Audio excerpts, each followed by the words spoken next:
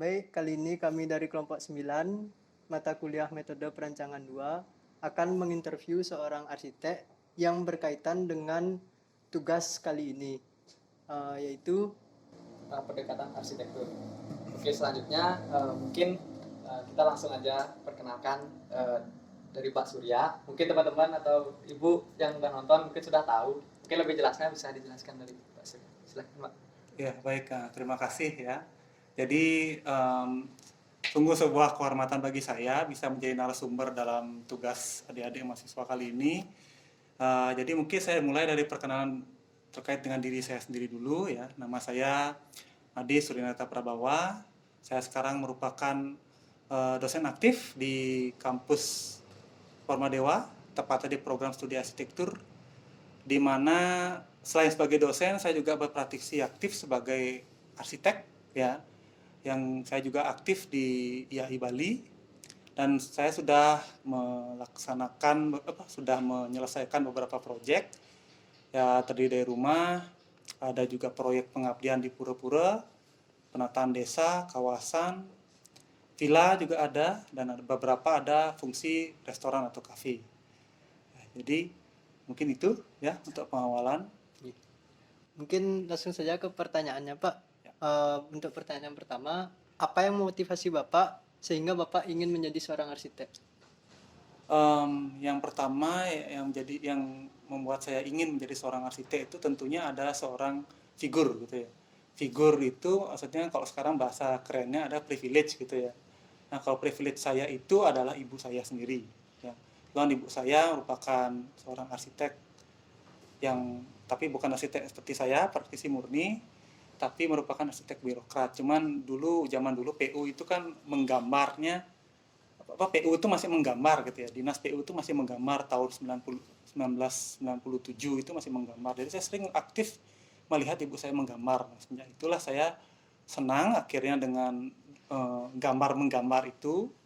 Kemudian saat mulai perkuliahan ternyata saat memilih jurusan kuliah saya memutuskan untuk memilih jurusan yang banyak ada menggambarnya itu. Nah, salah satu dan memang jurusan itu akhirnya adalah arsitektur, dan kebetulan saya waktu itu diterima di jurusan arsitektur Universitas Udayana ya. Saya angkatan 2009 ya. Kemudian semakin tertarik saya dengan arsitektur, saya akhirnya ada impian juga ingin menjadi dosen ya. Jadi saya lanjutkan kuliah ke Universitas Indonesia, program magister arsitektur, tepatnya kekhususannya perumahan dan permukiman kota. Terus sampai akhirnya sekarang saya sudah berpraktisi aktif, begitulah kurang lebih. Jadi figur ibu saya yang memotivasi saya pertama kali. Sisanya adalah pengalaman hidup gitu. Itu mungkin.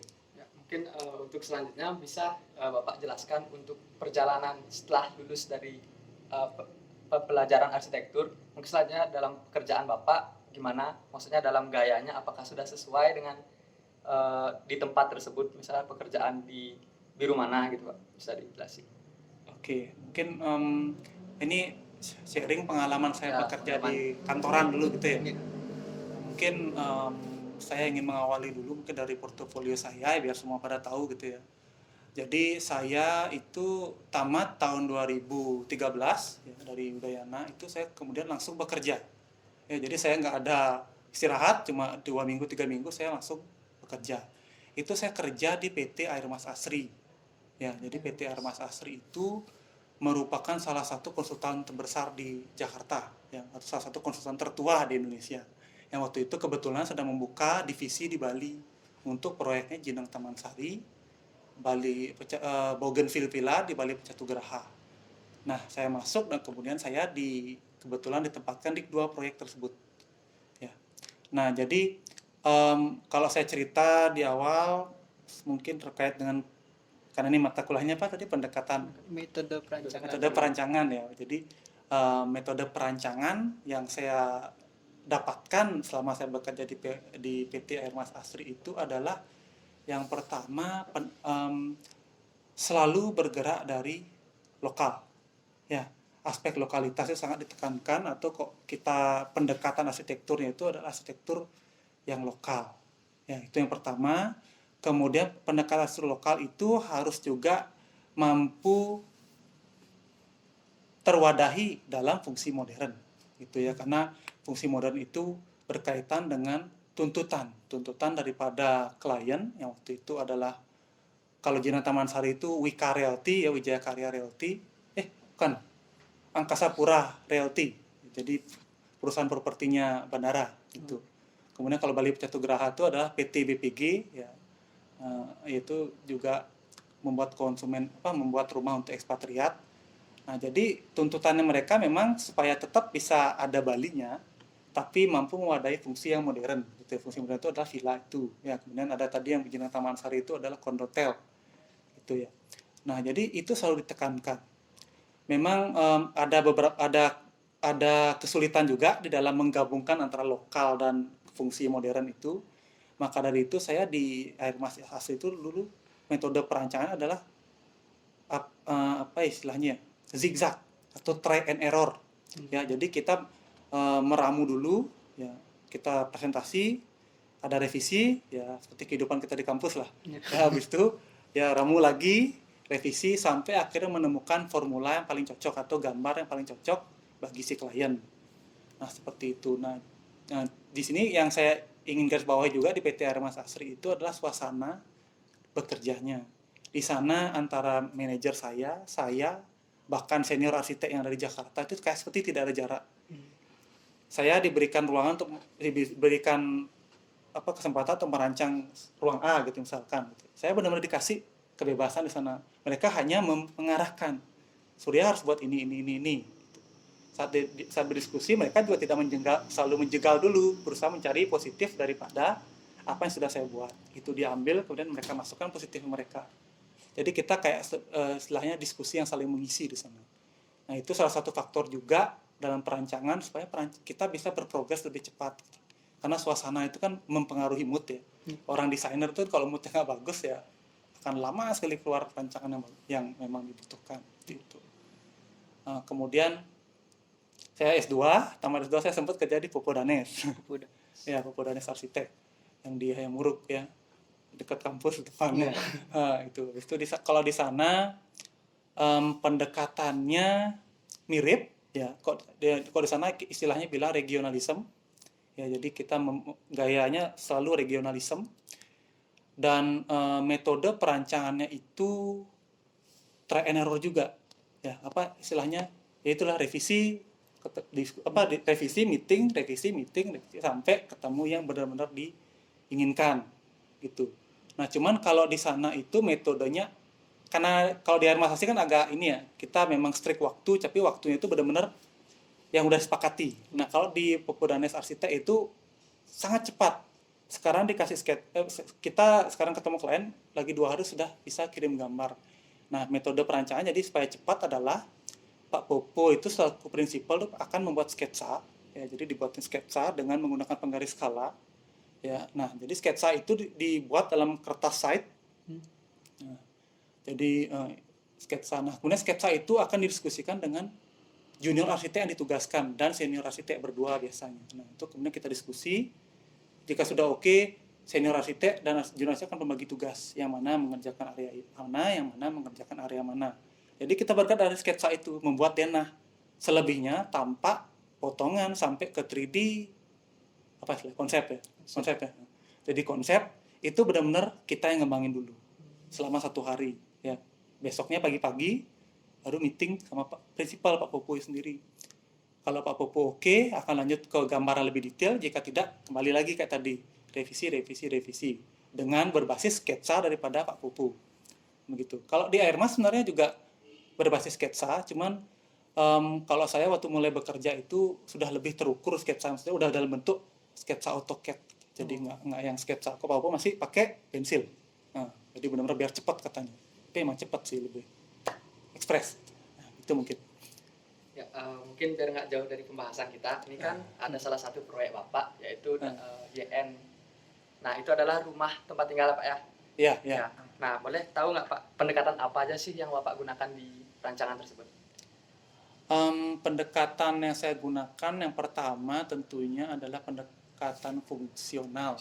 Ya, fungsional. Ya, fungsional karena di sana itu akan digunakan sebagai rumah tempat tinggal. Ya, kemudian yang kedua, saya menggunakan beberapa pendekatan, ada pendekatan ekonomi. Ya, karena ada budgeting di sana. Ya, saya waktu itu dibatasin kalau bisa jangan sampai lebih dari 5 jutaan per meter perseginya. Gimana cara desainnya itu adalah pendekatan ekonominya. Ya, kemudian yang nggak kalah penting adalah pendekatan lingkungan. Ya, di mana bangunan itu berdiri. Karena saya juga nggak boleh membuat bangunan itu memang sekarang kelihatannya agak frontal ya di side-nya, Iya. benar-benar jeder, berbeda dari kanan kirinya gitu Pak. Cuman berbeda tapi tetap konteksnya adalah bangunan yang sesuai untuk lingkungan tersebut. Ya, karena harus kita kan, kalau saya kan kalau kita di arsitek kan harus mikirin juga masalah peraturan ya, pendekatan hukum itu jadi 4 berarti ada pendekatan. Jadi ada hukum bangunan gedung ya sekarang itu bahwa bangunan itu harus memiliki sempadan, beratap limasan karena kita daerah tropis ya, kemudian harus ada sumur resapan dan segala macam. Nah itu yang tetap juga harus saya garis bawahi dalam desain saya. Makanya dari itu lahirlah bangunan seperti YN House yang unik tapi tetap mengakomodasi lingkungan, ekonomi dan fungsi daripada bangunan tersebut. Syukur-syukur nyaman sih katanya, banyak yang bilang nyaman gitu, dari anggota keluarganya. Ya. Mungkin selanjutnya apa makna yang mau Bapak tunjukkan di bangunan YN House itu, Pak? Maknanya, Nggih. makna yang ingin saya tunjukkan gitu ya, makna berkaitan dengan makna untuk ke siapa nih berarti kayak bagi orang yang sekitar, bagi masyarakat, penghuninya? bagi penghuni dan juga bagi Bapak gitu. Oke, kalau dari masyarakat sama penghuni sama saya, mungkin saya mulai dari penghuni dulu ya karena Ya. ownernya kan yang bayar ya. Jadi kita utamakan dulu dia. Nah, kalau dari sisi owner maknanya adalah dia pingin, saya merancang seperti itu karena mereka ingin memiliki rumah yang sifatnya fleksibel atau memiliki rumah yang sangat terbuka. Jika dalam rumah itu juga serasa seperti di areanya mereka banget gitu, apa istilahnya ya, my room gitu loh, my room, my house gitu loh. Pokoknya benar penekanan identitas si owner itu benar-benar kelihatan. Nah, maka dari itu saya buat di sana tuh desainnya simple. Karena mereka memang nggak suka ribet orangnya. Jadi saya lebih suka kalau tone-nya simple. Tone itu kan warna. Kayak saya pakai itu warna hitam putih sama coklat ya saya main. Dan sisanya itu permainan di antara itu abu-abu. Kalau rambut kan nggak mungkin hitam ya kan. Habis itu tone-nya. Kemudian karena simplisitas itu juga tata ruang saya buat semini mungkin ada ini. Maksudnya ruangnya itu clean gitu. Oh. Ya, jadi tidak ada tiba-tiba di sini ada ruang, tiba-tiba di sini ada ruang. Jadi kayak berkelak-kelak itu nggak ada, benar-benar kok di sini. Kalau sampai ada kasus ini saya bawa ke sini. Jadi ini benar-benar clean. Maka dari itu kalau di YN House itu saya buat ruang living room, foyer, sampai ke taman belakang itu benar-benar segaris lurus gitu. Jadi benar-benar lapang, jadi nggak kayak rumah bertanah 2 aro, jadi kayak rumahnya bertanah 3,5 aro gitu. Lebih luas gitu. Kemudian kepada masyarakat sekitar ya saya ingin menunjukkan bahwa inilah Bali saat ini gitu loh ya. Kita gen milenial, gen Z sekarang sudah memiliki pandangan baru terkait arsitektur. Contohnya ya YN House itu, karena di sebelah itu arsitek tua-tua semua yang buat. Maksudnya generasinya arsitek tahun angkatan mama saya gitu, karena waktu itu dibukanya Gatsu itu tahun 1990-an gitu. Jadi arsiteknya masih sifatnya yang Bali modern gitu, Bali modern, bukan Bali yang sih banyak gitu, cuma di masih ada ukiran, masih ada atap limasan overstay 2 meter gitu. Ya, jadi saya ingin menunjukkan bahwa ini masa udah beda gitu. Ini ada arsitek baru dengan gaya yang lebih minimalis dan biaya yang lebih murah. Nah, kemudian apalagi tadi untuk dari saya sendiri ya. Tentu saja itu merupakan maknanya adalah ya saya ingin mengedukasi masyarakat bahwa banyak sekali ada gaya arsitektur yang bisa diterapkan ya. Jangan baru melihat mau bikin rumah pandangan udah mahal, bagus sih mahal nih, belum tentu ya, karena pada dasarnya arsitek itu bisa membuat rumah segimana kebutuhan kliennya, segimana budgetnya. Yang penting mengerti apa yang keluar desainnya, seperti itu aja. Jadi makna bagi saya juga selain itu adalah tentunya kebanggaan ya. Kita arsitek itu kebanggaan yang sangat luar biasa, walaupun hanya saya bikin gubuk pondokan kecil untuk nenek saya dulu misalnya di kampung itu, tapi itu dibangun dan dipakai dan nenek saya seneng bisa beraktivitasnya sampai sekian puluh tahun, itu adalah piala yang luar biasa gitu aja sih ya. Untuk selanjutnya, ada nggak sih Pak karya Bapak selain YN House menggunakan pendekatan lain selain dari YN House itu? Mungkin pendekatan yang dari klien kah atau dari lingkungan kayak gitu? Pendekatan dari klien ada. Jadi memang klien yang agak cerewet di awal tuh ada ya. Jadi yang itu ya yang di Kerobokan itu ya. Jadi ada restoran apa namanya? Cafe ya. Cafe. Bu Leli pokoknya saya nggak, waktu itu dia belum punya konsep cafe. Dia namanya waktu itu Bu Leli. Jadi dia minta tolong dibuatkan cafe di daerah Kerobokan karena dia waktu itu entah gimana pokoknya pengen buat cafe, saya diuber-uber kan ya. Dia tuh punya impian. Nah, klien tuh jadi beberapa memang karakter klien tuh ada yang nol, dalam arti dia nggak tahu apa, pure menyerahkan ke kita. Ada yang memang dia punya knowledge, punya pengetahuan dan punya keinginan. Dia ingin buat desain, dia ingin bangunan itu seperti apa. Jadi kalau sama klien tuh ngomong desain tuh agak sulit bangunan ngomongnya gitu. Karena mereka tadi nih gitu loh. Nah, jadi Bu Leli itu waktu itu klien saya yang di sana, yang di Kerobokan itu adalah orang Vietnam yang nikah sama orang bule tapi tinggal di Ubud. Nah, jadi dia ingin buat cafe Vietnam dengan nuansa Mediterranean. Nah, agak nyemplak kan sebenarnya. Nah, jadi dan kemudian dia punya referensi. Nah, kalau kalian pernah dengar, jadi saya ingin Mediterranean Vietnam, kalau bisa kayak Mama San. Pernah dengar kafe namanya Mama San? Itu di daerah Canggu atau apa itu? Yang memang itu kafe semi Chinese Vietnam Indochina lah. Ya, yang dimana nuansanya itu warna merah, ada lukisan-lukisan banyak lukisan timur ya, ketimuran itu. Nah, dia pingin seperti itu. Nah, itu pendekatan yang diberikan sama dia. Jadi pendekatan pendekatan arsitektur timur. Ya, timur lebih ke Indochina tapi bukan ke Cinanya banget itu ya, karena masakannya Vietnam gitu. Nah, itu akhirnya itu yang saya gali. Dan ini bahkan lebih parahnya lagi, waktu itu saya masih baru tamat dari UI ya, kemudian dapat klien waktu itu, klien kaget istilahnya, dia ternyata juga pelukis. Dia langsung ngeluarin kertas, Mas maksud saya kayak gini, dan gambar dia lebih bagus pada saya. Ya, jadi itu langsung dibuat sama dia, bentuk Mediterranean yang dia mau tuh bentuknya seperti ini gitu kan, dia buatin bentuknya. Ini bentuknya, warnanya saya mau merah di dindingnya, asal tekstur seperti ini gitu. Nah, secara nggak langsung itu keuntungan buat saya. Memang sih di awal kayak bodoh gitu, tapi sebenarnya itu keuntungan bagi seorang arsitek karena kita tidak perlu berpikir lama lagi untuk menghasilkan sebuah desain ya, karena udah jelas ya. Warnanya merah, Vietnam, Mediterranean, lengkung pasti benar gitu. Pasti benar gitu. Nah, maka dari itu akhirnya saya cuma seminggu sudah jadi itu dan tanpa potongan, lumayan cepat lah pokoknya, gara-gara ya itu tadi klien yang memberikan pendekatan gitu, yang dia inginkan gitu. Dia yang pingin dia keluar gitu. Mungkin kira-kira kesan apa yang Bapak dapatkan selama Bapak berarsitektur gitu Pak? Kesan apa kesan dia? Perasaan saya ya. Arsitektur itu mengasihkan sih sebenarnya ya, tapi kalau bagi saya itu berarsitektur itu atau kita berproses dalam merancang sebuah bangunan itu mengasihkan apabila seimbang antara proses kita didikte klien sama kita yang mengedukasi klien ya. Jadi kadang ada proses di mana ini ada tipe klien A, B, C, ada tipe klien A tuh yang memang diikutin nih pinginnya. Jadi kita tuh nggak ilmu kita tuh nggak keluar, maksudnya cuma keluarnya itu ya sekedar aja untuk memenuhi keinginan dia. Emang sih dibayar, dapat honor, tapi kurang puas.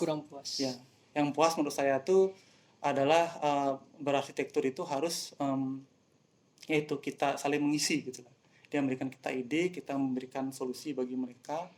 Nah, jadi kesan saya sebenarnya bukan kesannya apa ya yang ini. Berarsitektur tuh asik jika itu balance gitu ya. Dan saya juga kalau boleh ada sesi untuk menyebarkan pesan nggak? Oh, ada Pak habis ini. Habis ini ya. Langsung aja mungkin ya. Ya, langsung pesan aja lah. Ya, jadi karena biasanya kan kesan, ada pesan. Pesan. Kalau kesan saya tadi berarsitektur itu harus balance antara kita mengedukasi dan kita diberikan tour oleh klien, itu baru yang benar-benar mengasyikkan gitu ya. Nah, kalau pesan saya adalah terutama bagi ini, mumpung saya ada kesempatan direkam gitu ya. Tidur. Ya, janganlah ini jangan kalian merasa kalian sudah sekarang begadang kerja keras, itu malah sudah titik nadir kalian tuh. Saat kalian udah tamat, kehidupan kalian kan jauh lebih berat. Ya, jadi pesan saya, tetaplah selalu punya mindset yang terbuka untuk mau belajar. Jika ketemu orang atau klien nantinya, ya kita jadi arsitek itu hendaknya open minded aja. Jangan terlalu juga menunjukkan bahwa kita tuh berprestasi, memiliki ini. Oh, saya dosen nih, saya gini, saya hebat nih. Jangan kayak gitu. Ya, karena jika kita sudah membuka diri gitu ya, klien itu cenderung akan mengalir sama kita. Dan kadang ada ilmunya dia yang kita perlukan untuk mendesain. Yang nggak akan keluar kalau nggak kita pancing dengan kenyamanan dalam berbicara gitu aja. Jadi itu kemudian tetap ini ya, belajar dan banyak-banyaklah melihat referensi ini ya, mungkin ya pesan saya arsitek bagi adik-adik calon arsitek itu banyak-banyaklah melihat referensi selain di Instagram gitu. Kalau bisa baca buku gitu ya, baca majalah arsitektur ya, karena di Instagram itu ada gambar tapi tidak menjelaskan prosesnya kenapa gambar itu ada di situ gitu loh ya. Gambar jadi itu Gambar jadi gitu lah, prosesnya gimana kan perlu tahu juga pahit-pahitnya gitu kan. Nah, ya mungkin itu yang bisa saya jelaskan terkait pesan saya. Ya, kalau ada miss sedikit ya silahkan di ini ya. Ya mungkin segitu aja dari interview dari Pak Surya. Mungkin ada tambahan dari Pak mungkin? Tidak ada sih. Tidak ada, mungkin kita akhiri wawancara. Terima kasih banyak Pak. Ya, Kasih terima kasih. banyak. Ya.